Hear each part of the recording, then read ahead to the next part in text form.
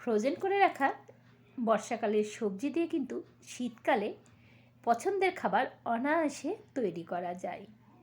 আমি যেমন আজকে তৈরি করেছি। নমস্কার বন্ধুরা, welcome back to my channel stay with Shiuli. আশা করছি সবাই খুব ভালো আছেন। ফিরে এলাম আবারও নতুন একটি রেসিপি নিয়ে। আমার আজকের রেসিপি ফ্রোজেন করে রাখা থোড় দিয়ে থোড়ের পোলাও। এই রেসিপিটি আমি কিভাবে রান্না করেছি সেটাই আজকে তোমাদের মাঝে শেয়ার করব। আশা করছি রেসিপিটি বরাবরের মতন ভালো লাগবে। চলো তাহলে রেসিপিটি দেখে নেওয়া যাক।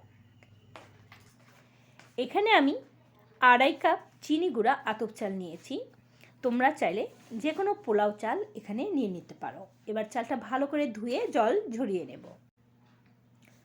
ফ্রোজেন করে রাখা থোড় রান্নার মাত্র মিনিট কয়েক আগে আমি এটা বের করেছি। বেশিক্ষণ আগে বের করবেন না, তাহলে কিন্তু জল বের হয়ে যাবে আর এটা মোটেও রান্না করতে সুবিধা হবে না। তো বের করে নিয়েই আমি এখন চলে যাচ্ছি পরবর্তী স্টেপে। কড়াইয়ে প্রথমেই তেল গরম করে নিয়েছি। এর ভেতরে দিয়ে দিলাম কাঁচা বাদাম, দিয়ে দিলাম কিশমিশ আর দিয়ে দিচ্ছি কয়েকটা কাজু বাদাম। এগুলো একটু ভেজে নেব। আর ভেজে নেওয়ার পরে জল ঝরিয়ে রাখা এই চালটা আমি এর ভিতরে দিয়ে দেব।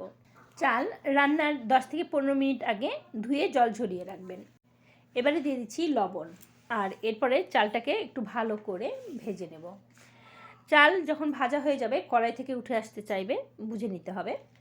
এখন চালটা ভাজা হয়ে গেছে, আমি তুলে নিচ্ছি কড়াই থেকে। ওই কড়াই আবার তেল দিয়ে দিলাম। দিয়ে দিচ্ছি শুকনো মরিচ, তেজপাতা, দালচিনি, জিরা, ছোটো এলাচ আর বড় এলাচ। এরপরে এগুলো দিয়ে সুন্দর একটা স্মেল চলে এলেই আগে থেকে ফ্রোজেন করে রাখা থোড়টা আমি বের করে রেখেছিলাম, সেটা আমি 2 টুকরো করে নিয়েছি দেওয়ার সুবিধার জন্য। এই পর্যায়ে গ্যাসের হিটটা একদম লোতে রেখেছি আর থোড়টা দিয়ে দেওয়ার পরে এখন গ্যাসের হিটটা আমি হাই করে দেব। এতে করে ফ্রিজে রাখার যে বরফ জমা হয়েছে সেটা গলে যাবে। এটা গলে যেতে বেশিক্ষণ টাইম লাগবে না, মাত্র 1 মিনিট টাইম লাগবে। যারা এখনও ভিডিওটি দেখছেন একটি লাইক দেননি, রিকোয়েস্ট করব প্লিজ ভিডিওতে একটি লাইক দিয়ে নেবেন। আর সম্পূর্ণ ভিডিওটি দেখার পরে ভালো লেগে থাকলে চ্যানেলটি সাবস্ক্রাইব করে আমাকে এগিয়ে যেতে সহযোগিতা করবেন। বরফ গলে জল হয়ে গেছে। এবার গ্যাসের হিটটা কিন্তু হাই হিটেই রয়েছে। হাই হিটে রেখে জলটা আমি শুকিয়ে নেব। আর জলটা যখন শুকিয়ে আসবে তখন আমি গ্যাসের হিটটা মিডিয়াম করে দেব। জল অনেকটা কিন্তু শুকিয়ে গেছে আর 1 মিনিটের মধ্যে এই জলটা সম্পূর্ণ শুকিয়ে যাবে। জল শুকিয়ে গেলে এর ভিতরে দিয়ে দিচ্ছি লবণ টেস্ট অনুযায়ী। এরপরে দিয়ে দিচ্ছি হলুদ আর জিরার গুঁড়া, ধনিয়া গুঁড়া আর দিয়ে দিচ্ছি সামান্য আদা বাটা। সবগুলো দিয়ে থোড়ের সঙ্গে খুব ভালোভাবে কষিয়ে নেব। এটা যখন কষানো হয়ে যাবে তেল কিন্তু গড়িয়ে আসবে। এই পর্যায়ে গ্যাসের হিটটা আমি একদম লো করে দিয়েছি। যতক্ষণ না এই থোড় থেকে তেল গড়িয়ে আসছে ততক্ষণ ভাজতে হবে। তেল গড়িয়ে এলেই দেখুন তেল কিন্তু এবার ছেড়ে দিয়েছে থোড় থেকে। এবারে আমি আগে থেকে ভেজে রাখা পোলাও চালটা এর ভেতরে দিয়ে দিচ্ছি। লো হিটে পোলাও চালটা থোড়ের সঙ্গে খুব ভালো করে মিশিয়ে নেব। এবার থোড় আর চাল দুটো একসঙ্গে ভালো করে ভেজে নেব 1 মিনিটের মতন। ভালোভাবে ভাজা হয়ে গেলে আগে থেকে জল গরম করে রেখেছিলাম, আমি এর ভেতরে গরম জল দিয়ে দিচ্ছি। আপনারাও অবশ্যই গরম জলই দিয়ে দিবেন। যেহেতু আমি এখানে 2.5 কাপ চাল নিয়েছি সেই অনুযায়ী আমি এখানে 5 কাপ গরম জল দিয়ে দিলাম। এবারে গ্যাসের হিটটা মিডিয়াম করে দিয়েছি। ফুটে ওঠা পর্যন্ত অপেক্ষা করব।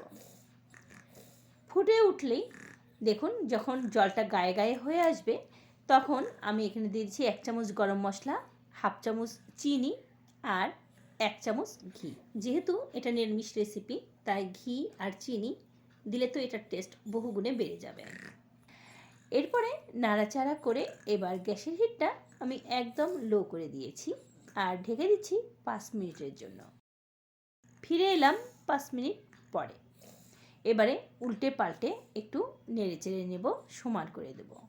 এখানে চাইলে উপরে একটু কাঁচা মরিচ আপনারা দিয়ে দিতে পারেন। এবার নাড়াচাড়া করে নেব আর এখন ঢাকনা দিয়ে ঢেকে গ্যাসের হিটটা অফ করে দেব। রেস্টে রেখে দেব 5 মিনিট। আর এরপরেই তুলে নিচ্ছি পরিবেশনের জন্য। আমার আজকের রেসিপি ফ্রোজেন করে রাখা থোড় দিয়ে পোলাও, মাংস বা ডিমের রেসিপির সঙ্গে আপনি এটা পরিবেশন করতে পারেন। আমার পরিবারের সদস্যরা সকলেই খুব পছন্দ করেছিল। আশা করছি আমার আজকের রেসিপি আপনাদের ভালো লেগেছে। সম্পূর্ণ ভিডিওটি দেখার জন্য ধন্যবাদ।